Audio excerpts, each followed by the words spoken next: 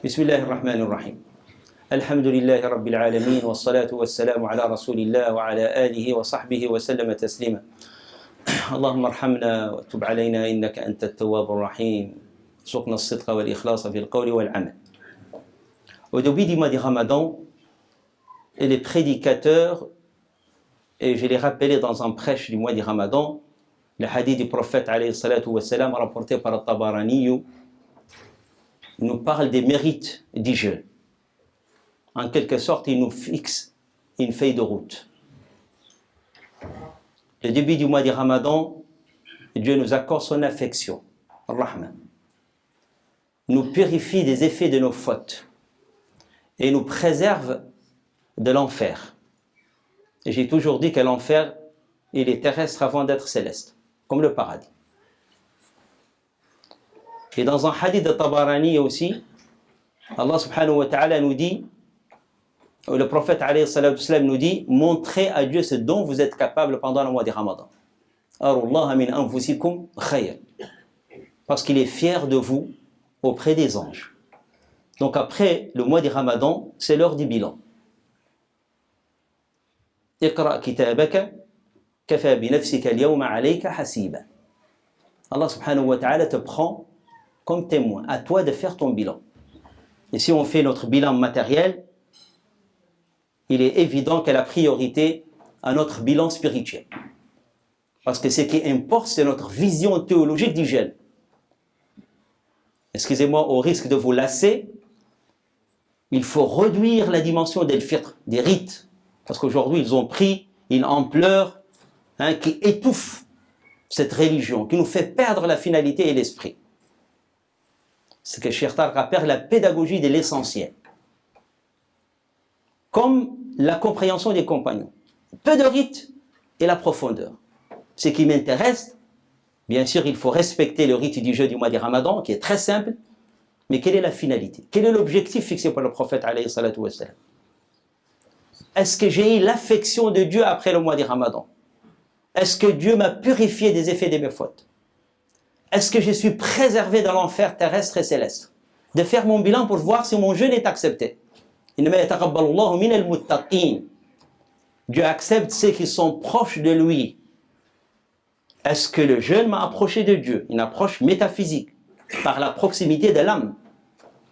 Et le prophète nous a fixé et nous a tracé un bilan, un tableau à remplir. Le premier effet du jeûne du mois de Ramadan qu'il faut examiner, est-ce que nous sommes dans cet état? C'est le repentir sincère. Et le repentir, pour l'une des lectures mystiques du repenti, c'est pas de cesser de commettre une faute grave, c'est d'avoir le regret profond. Après le mois de Ramadan, tu es dans un état de foi, parce que tu étais approché de Dieu, ou quand tu fais le bilan des fautes graves que tu as commises, quelle que soit la gravité de ces fautes, tu sens le regret profond et la souffrance. Quand tu as cessé de commettre cette faute, je privilégie la lecture qui dit que c'est Dieu qui nous aide à cesser de commettre des péchés. Parce qu'il y a d'autres déterminismes qui nous échappent. Déterminisme parental, déterminisme biologique, déterminisme familial. Mais ce qu'Allah subhanahu wa ta'ala nous demande, c'est le regret et la volonté de ne pas recommencer. Et si on ne se repent pas pendant le mois de Ramadan, ça va être très difficile le reste de l'année. Parce qu'il y a une autre dimension pendant le mois de Ramadan, c'est que nous sommes soutenus par les anges.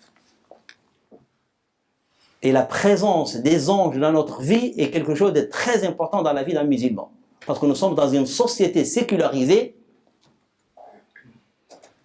où les anges, c'est quelque chose d'imaginaire. Non, c'est une réalité. Mais le paradoxe, c'est que beaucoup de musulmans, et de non-musulmans aussi, parce que la même chose existe chez les chrétiens et les juifs, croient à la possession, qui est un phénomène observable. Et pourquoi ne pas croire à la présence des anges? D'autant plus qu'on a un lien filial avec les anges, comme le dit avec pertinence le grand imam Targhobrou. Il dit, nous avons 3 parents. Il y a les parents biologiques, et le 3e parent, c'est l'ange qui amène cette âme, comme souffle de Dieu. Donc les anges nous aiment en amour filial. Et c'est dans la vie de tous les êtres humains. له معقبات من بين أيديه ومن خلفه يحفظونه من أمر الله. وفي قراءة يحفظونه بأمر الله. نسيت أن أقول باللغة العربية. بأمر الله, il ne te protège pas du destin. Il te protège par ordre de Dieu. De tous les dangers, même les dangers physiques. C'est-à-dire que la présence des anges quotidiens est une sécurité. C'est pour cela que quand on sort de la maison, on dit Bismillah, tawakkaltu ala Allah. Au nom de Dieu, je fais confiance à Dieu. Et les anges te protègent. Te protègent des dangers matériels et te protègent aussi de toute forme de déviance. Mais surtout pendant le mois du Ramadan, il y a une présence intense des anges qui nous aident à se repentir. Donc si tu retrouves la même vie déviante après le mois du Ramadan, a'udhu billah, comme disait le prophète, tu es malheureux. Al-shaqi. Man adraka Ramadan wa lam yughfar lah. Le malheureux, c'est celui dont la vie spirituelle ne change pas pendant le mois du Ramadan. Et vous savez très bien que sur le plan sociologique, on sait très bien que beaucoup de musulmans, après le Ramadan, ils retrouvent la même vie. Il y en a qui les terminent avec l'alcool et dans les boîtes de nuit. On va fêter l'Eid dans les boîtes. On va reprendre les mêmes déviances d'ordre moral. Ça ne change rien dans notre vie. C'est pas normal. C'est pas normal que l'état spirituel et moral de la communauté ne change pas après le mois du Ramadan. Donc le regret profond d'avoir commis une faute grave.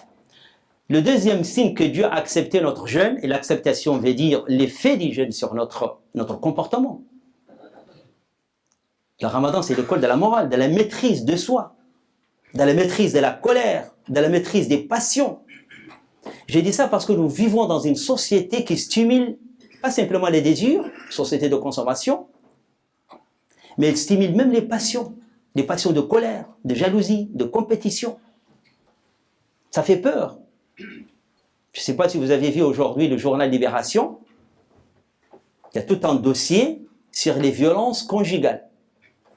Et les titres, un meurtre de masse. Le nombre impressionnant de femmes, mais aussi des hommes qui sont tués. Des femmes tuées par leur mari. C'est-à-dire que le lieu de tendresse et d'affection qui est la famille devient une source de violence qui dure le reste de la société. Donc le mois du Ramadan doit nous permettre justement de se maîtriser parce qu'il y a des épreuves dans la vie. Il ne faut pas se laisser dépasser par ces passions de colère. Et pendant le mois du Ramadan, je suis devenu, après le Ramadan, maître de moi-même. Bien sûr qu'il faut se mettre de colère parce que parfois la colère est bonne, une colère juste. Mais ne pas contrôler sa colère, ou ne pas contrôler la jalousie, ou ne pas être maître de soi dans une situation de conflit, malheureusement, tu n'as pas tiré profit du mois du Ramadan. Et puis, il y a des signes qui ne trompent pas. Après le mois du Ramadan, comme nous dit le prophète alayhi salatu wassalam dans un hadith al-Bayhaqi, linul kalam, avoir des paroles douces. Pendant le mois du Ramadan, on apprend la tendresse. Et c'est ça notre religion. La religion musulmane sur le plan moral, elle se résume à être honnête dans sa vie, comme nous dit le prophète dans ce hadith. Être exigeant sur le plan moral et être doux dans la vie de tous les jours. Par rapport à la société, par rapport à ses proches. Mais si tu sors avec les mêmes paroles vulgaires, avec la même violence verbale, tu n'as rien compris. Malheureusement, tu n'as pas tiré profit du mois du Ramadan. J'aimerais m'arrêter à ce hadith du prophète alayhi salatu wassalam, qui est parfois malheureusement mal compris par des littéralistes, où le prophète dit que l'odeur de la bouche, la laine de la bouche du jeûneur est meilleure auprès de Dieu que le parfum.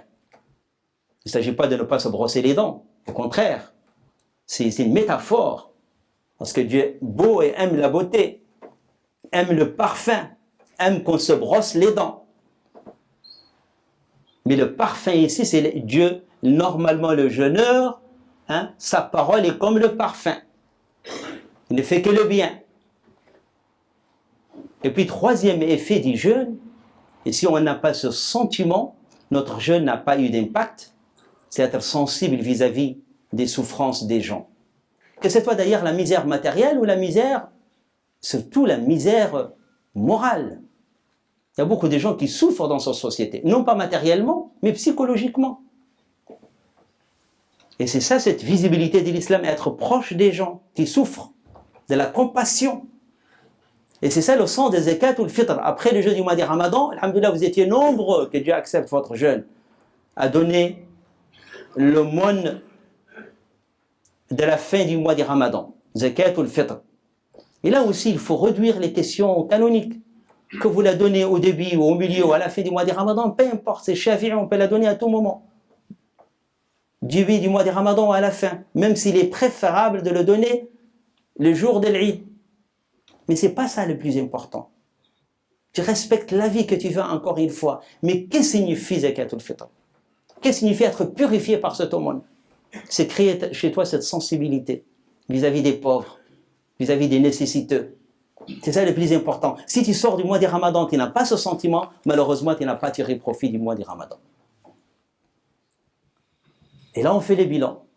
Dieu nous accorde son affection. Dieu nous purifie des effets des fautes. Dieu nous préserve de l'enfer. L'enfer terrestre d'abord.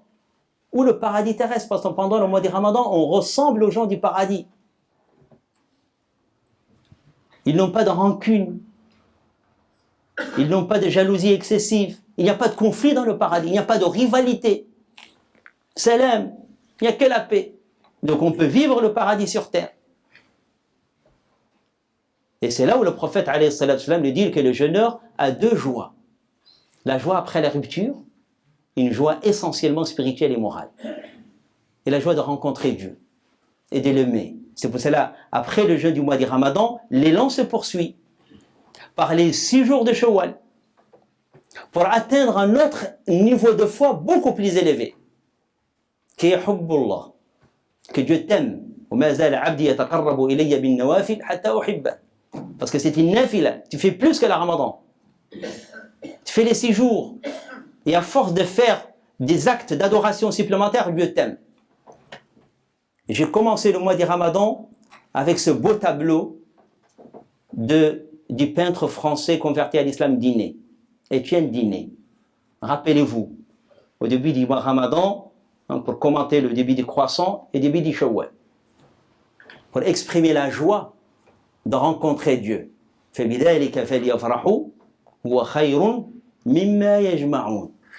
La joie de rencontrer Dieu au début du mois de Ramadan et à la fin du mois de Ramadan.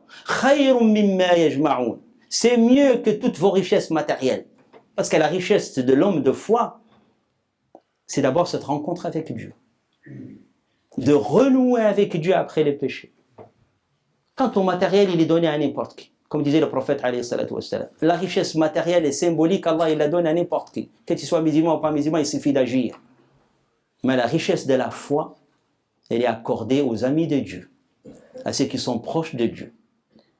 اللهم اهدنا فيمن هديت وعافنا فيمن عافيت وتولنا فيمن توليت وبارك لنا فيما أعطيت اللهم تقبل صيامنا وقيامنا اللهم تقبل صيامنا وقيامنا اللهم بلغنا رمضان يا رب اللهم بلغنا رمضان يا رب اللهم اجعل القرآن العظيم ربيع قلوبنا ونور أبصارنا وجلاء حزننا وذهاب همنا يا رب اللهم إنا نسألك يا رب في هذه الأيام المباركة أيام شوال أن لا تجعل لنا فيها ذنبا إلا غفرت ولا هما إلا فرجت ولا ضالا إلا هديت ولا تائب إلا تبت عليه يا رب ولا مريضا إلا شفيت ولا حاجة هي لك رضا ولنا فيها خير إلا يسرتها لنا يا رب العالمين اللهم يا مصرف القلوب أصرف قلوبنا إليك وحدك لا شريك لك اللهم لا تجعل مصيبتنا في ديننا ولا تجعل الدنيا أكثر همنا ولا مبلغ علمنا اللهم احفظ أولادنا وأولاد المسلمين وأولاد هذا المجتمع يا رب وعينهم على الامتحانات يا رب اللهم لا سهل إلا ما جعلته سهلا سهل عليهم هذه الامتحانات يا رب واجعلها يا رب خيرا لهم في دينهم ودنياهم وآخرتهم يا رب اللهم اغفر لأمواتنا وأموات المسلمين